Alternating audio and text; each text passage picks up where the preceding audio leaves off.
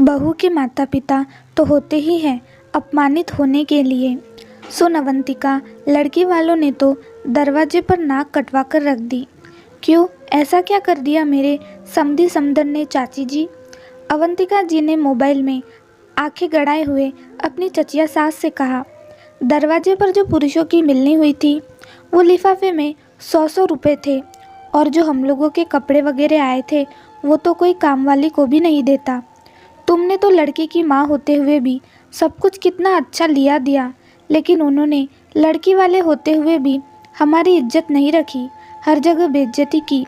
आप जब मिलिएगा तो खूब सुनाना, तुमसे ना हो पाए तो हमें बताना, हम तो भर भर कर सुनाएंगे। उसमें सुनना सुनाना क्या, शादी राजी खुशी संपन्न हो गई, बस मेरे लिए ये बहुत बड़ी बात है। अब ऐसी छोटी छोटी तुच्छ बातें उठाकर अपने रिश्ते खराब नहीं करना चाहती। जो बीत गई वो बात गई। किसी भी लड़की को बिल्कुल अच्छा नहीं लगता कि उसके माता पिता या किसी भी रिश्तेदार को कुछ कहा जाए, इसलिए मैं ये छोटे छोटे मुद्दे उठाकर अपनी बहू का मन अपने प्रति खट्टा नहीं करना चाहती।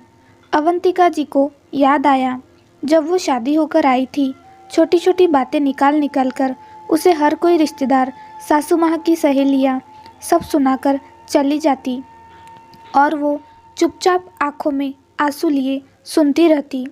सासू माँ भी सबका साथ देती, उनकी हाँ हाँ करती। हर वक्त उसके माता पिता, भाई बहन सबको उल्हाने दिए जाते। शादी वाले दिन बारिश ने सारी व्यवस्था बिगाड़ कर रख दी। इसका भी सारा दोष अवंतिका के पिताजी को दिया गया।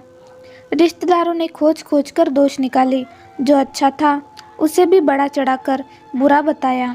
हर वक्त उठते बैठते उसके मायके वालों को उल्टा सीधा बोला जाता। ऐसा लगता शादी क्या हुई तो लड़की के माता पिता को कुछ भी कहने का सर्टिफिकेट मिल गया। रिश्तेदार तो कुछ दिन रहकर आग लगाकर चले गए और उसकी सजा जीवन भर अवंतिका को मिली। उसे मायके नहीं भेजा जाता, फ़ोन पर एसटीडी लॉक लगा कर रखा जाता। चिट्ठी पत्र लिखने पर भी रोक, यहाँ तक कि अगर मायके से माता पिता या भाई बहन अपनी तरफ से मिलने आ जाते तो मिलने नहीं दिया जाता और अपमान किया जाता, वो अलग। आज भी कोई शादी की बात करने लगता है तो उसे अच्छा नहीं लगता, क्योंकि उसकी शादी से जुड़ी कोई अच्छी यादें तो किसी ने बनने ही नहीं दी। बस बुरी यादें सब हर समय उसे सुनाकर याद दिलाते। उस शादी ने ज़िंदगी भर की टीस दे दी। अगर उस समय उसके सास ससुर ने रिश्तेदारों की बातें ना सुनकर अपने बहू के माता पिता की परिस्थितियों को समझकर उन्हें पलटकर जवाब दिया होता, तो उनकी हिम्मत कभी नहीं होती अवंतिका के मायके वालों को कुछ भी उल्टा सीधा कहने की और शादी की व्यवस्था पर उंगली उठाने की। लेकिन वो लोग खुद ही तैयार बैठे थे। उन्हें ये बिल्कुल नहीं चिंता थी कि इन सब बातों से बहू के मन पर क्या गुजरती है। किसी भी लड़की को अपने माता पिता, भाई बहन बहुत प्यारे होते हैं और कोई उन्हें बुरा भला कहता है तो उन्हें बहुत तकलीफ़ होती है, लेकिन कोई ये बात नहीं समझता। बहू के माता पिता तो होते ही हैं अपमानित होने के लिए। अवंतिका पुरानी सोचों में गुम थी।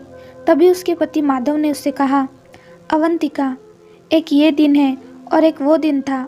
आज ये सास ने अपनी बहू के मायके वालों के पक्ष में बोलकर अपने रिश्तेदारों का मुंह बंद करवा दिया। एक मेरी माँ थी जो रिश्तेदारों की बातों में आकर तुम्हें मानसिक रूप से कितनी तकलीफ़ देती थी। उस समय शायद मैं भी नहीं समझता था कि अपने ही माता पिता के बारे में कोई गलत बोले तो कितनी तकलीफ़ होती है। छोटी छोटी बातों को बड़ा बनाकर ज़िंदगी भर की टीस दे देते हैं ये रिश्तेदार। किसी को भी इनकी बातों में ना आकर अपने पारिवारिक संबंधों पर ध्यान देना चाहिए। ये रिश्ते ऐसे होते हैं जो ज़िंदगी भर हमारे साथ चलते हैं। आप सही कह रहे हैं माधव, मैंने तभी सोच लिया था कि मैं ऐसी सास बनूंगी जो हर परिस्थिति में अपने बहू का साथ देगी, कोई कुछ भी कहे। दोस्तों, शादी ब्याह में तो छोटी मोटी कमियां हो ही जाती हैं, लेकिन हम सभी का फ़र्ज बनता है कि उन्हें बेमतलब तूल देकर बढ़ाए नहीं।